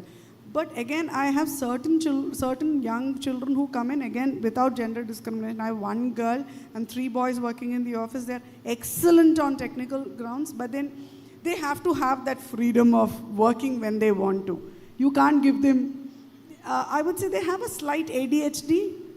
I wouldn't use ADHD problem, but they are ADHD. So they're hyperactive at certain levels, but they can't be restricted on the other normal way. They come at their own pace, they come. But whenever there is a work which needs to be finished, I found they are the people who deliver the most. And they're very productive also. So you just have to let them be what they are at that time. So I'm a little especially talented, I would say. Nobody else in my office can do what these boys and this girl does. Nobody else in my office can do. You tell them you need to get into a space, they will program and hack. They will get into that space. Thank you, ma'am. Any closing comments from you, sir? We must make sure that there is a woman decision maker in an organization, in a family, and to put their perspective. Yes. That is very, very important. Anjana, ma'am, you're listening, right? And in Great Indian Kitchen, there is no woman assistant director in my team. But in my last Kadal, there is 2 women assistant directors. Wonderful, wonderful. Yeah, a lot of people say that they will create a lot of issues while filmmaking, but I'm happy with them, happy to having them. In all scenes, we all together discuss, and I will definitely get a lot of points from them. So that is very, very essential. Okay, wonderful, sir. Thank you. Thank you so much. Just taking Gio's point forward, we all have our own little sphere of influence. True. Okay, whether it is in your home, whether it is in your workplace, you might be the lowest person in the rank, but you still have your little sphere of influence. In that little space, what can you do differently? What can you how can you push the envelope forward? And I think it all starts with first asking yourself, how can I make a difference in this little sphere? Second is, I think the most important thing which we forget these days is to listen intently. If that person across is trying to communicate, listening without without any judgment, without any preconceived notions, can go a long way in building relationships and also creating an inclusive workspace where you understand the other person and then offer solutions rather than, give them a goal first and expect them to achieve that target. So it's all about people. Somebody very important in my career told to me that it's, at the end of the day, any company, any entity, it's only about people. So if you can create that relationship with people, you will go a long way, irrespective of wherever you are. Thank you, ma'am. Thank you, all of you panelists. Some closing comments from me. So I think in the interest of time, we have to wind up. What can you tell me the time? Ma'am, anything you want to say? No. So it is a riveting, interesting discussion. It's difficult to cover talking about this topic in 1 hour, 15 minutes, especially when we have such an eminent panel with us. But in the interest of time, we have to conclude here. And may this be a good beginning for more such interesting conversations in the future. I'm not finished. Let us hope and strive to create an equitable world for women and everybody, and hope a day will come when we, as many of our speakers today mentioned, hope a day will come before we die, I don't know, when we don't have to really celebrate Women's Day like we don't celebrate Men's Day.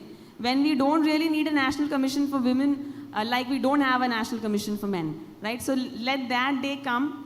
And as far as inclusivity is concerned, which is the theme, organizations have a long way to go, but the truth, I'm re-emphasizing, the truth is that the inclusivity has to start from home. Organizations are actually a flatter place for women to work. If you are the CEO of a company, nobody's going to come and tell you, can you sit that side here, men have to sit. You can sit in your CEO seat, nobody will shift you from there.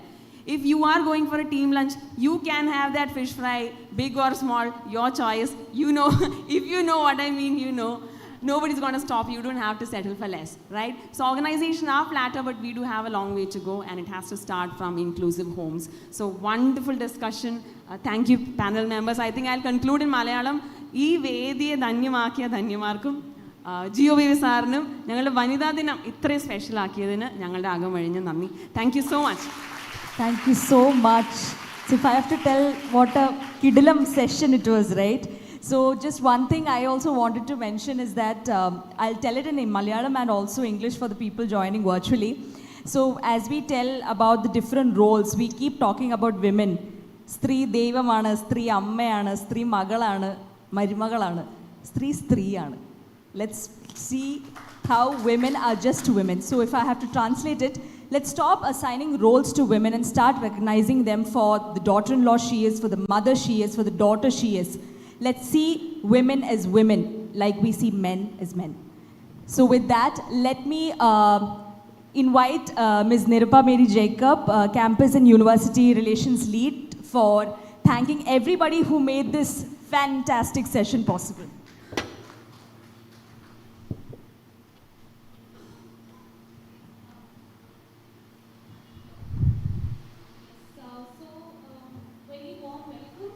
To each and everyone here. Like today, we have gathered here to celebrate the International Women's Day.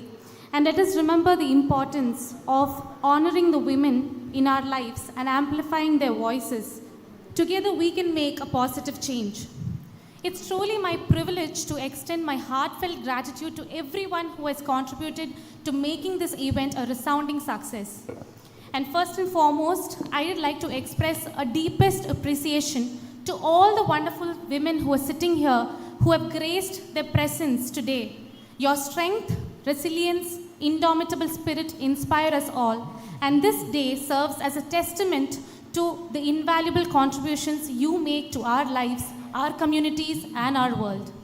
And the purpose for us to invite a male guest speaker among the other panel for today's panel discussion is for all the men out here to understand and realize that by listening to the perspective of men is also important, and to understand that men needs to be a part, like Dhanya ma'am mentioned before, men needs to be educated and participate in all these initiatives.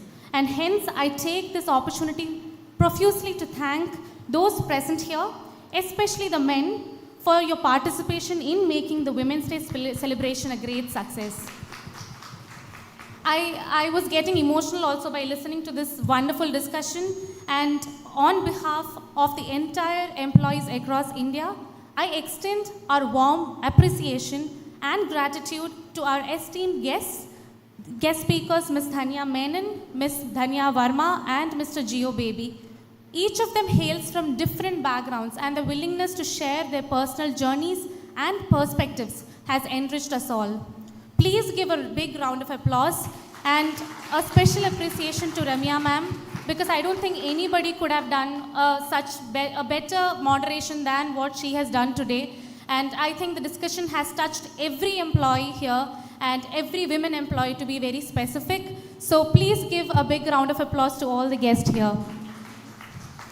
A special thanks to our MD, Mr. Mithun K. Chitlapalli, for joining us online. He has attended the session and he is messaging us also that he is attending this on live. And also a special thanks to the management committee members and the leaders for their constant support for organizing a week-long celebration to appreciate the women everywhere, and it is open for all the audience, all the employees in VGuard. And also a special mention must go to our talent management team, talent acquisition team, the brand and communication team, and IT team, where the dedication have brought this event to life. Their coordination across various locations ensured that this event was accessible to a large number of employees across India. Our heartfelt thanks also goes to the admin and civil team for their unwavering support and ensuring that everything fell into place seamlessly. A big thank you to my HR team for their tireless efforts in championing the diversity, inclusion, and equality within our organization. Your commitment to fostering a supportive and empowering work environment is truly commendable. International Women's Day is a reminder that every day presents an opportunity to make a difference. Let us strive to break biases, empower women, and build a world where everyone has the chance to thrive. Together, let us continue to stand together, support one another, and work towards a future where every woman is respected, valued, empowered to reach her full potential. Thank you all. Thank you so much, Nirupa. How can we have a Women's Day possible without gratitude, right? So before we wrap up, I have to remind you all of some of the fun activities that we have scheduled for you all. So to begin with, we have a photo booth where you can take your colleagues and make some memories and send the pictures to us. We have Awesome Bites, which is a bakery, part of the Awesome Club, where mothers are selling things from biscuits, cookies, muffins, for their children, for a cause, for their children with autism. So they are making these products purely on ghee, wheat, jaggery, and they steer clear of refined sugar. Apart from that, we have set up a canvas board on the ground floor where we'll have the canvas activity from 3 p.m. to 4 p.m. where you can dip your hands on the paint in the canvas board and make impressions to celebrate women who have made a difference. And last but not the least, I cannot see John sir here. He had told me to tell that this is a surprise from the HR team, but the driving force behind this is John sir. He has completely fostered a surprise for all the ladies exclusively on the 10th floor Experience Center, which is basically a caricature surprise. So I don't want to explain much about it because I think you can just witness it. I'm sure all of you will love it. So as we draw near, let us continue to inspire inclusion and foster diversity and inclusivity and lift each other up. Thank you and have a wonderful day ahead.